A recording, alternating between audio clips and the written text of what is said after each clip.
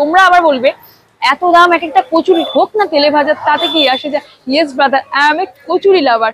অন্যদিন তো আমি নিরামিষ কচুরি খাই, আজকে চলে এসেছি ভেটকি মাছের পুর দিয়ে কচুরি খেতে। তোমরা বুঝেই গেছো আজকে আমি কোথায় এসেছি।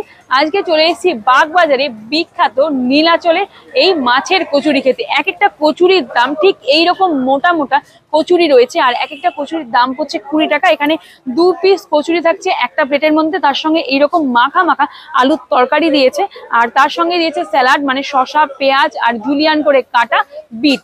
এই প্ল্যাটারটার দাম পড়ছে 40 টাকা মাত্র, কিনা তোমরা অ্যাড করে নেবে।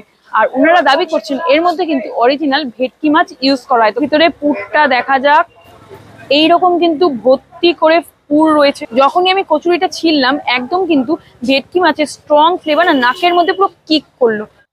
এইরকম সাইজের আলুর তরকারি দিয়েছে, একদম পুরো ভেটকি মাছের স্ট্রং ফ্লেভার কিক করছে। এত দাম এক একটা কচুরির, আরে ভাই এক একটা কচুরির দাম এমনি 20 টাকা নিচ্ছে না, যেহেতু এখানে ভেটকি মাছের পুর দিচ্ছে।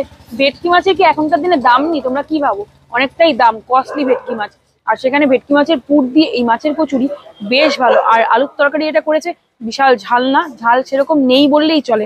বাগবাজারে যে বাটার মোড় রয়েছে, বাটার মোড় থেকে সিধা চলে আসবে টুকুস টুকুস করতে করতে 100 মিটার আসবে, হাতের ডান হাতে নীলাচলে এরকম বড় বোট পেয়ে যাবে, টুকুস করে গলির মধ্যে ঢুকে পড়বে আর দেখতে পারবে প্রচুর ভিড় এই দোকানে।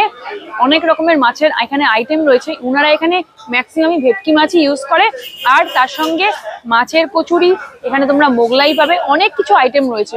সন্ধ্যেবেলা একদিন অন্তত এসে খেয়ে ট্রাই করে আমাকে কিন্তু জানাতে ভুলবে না তোমাদেরও কেমন লেগেছে এই নীলাচলের বিখ্যাত ভেটকি মাছের পুর দিয়ে মাছের কচুরি।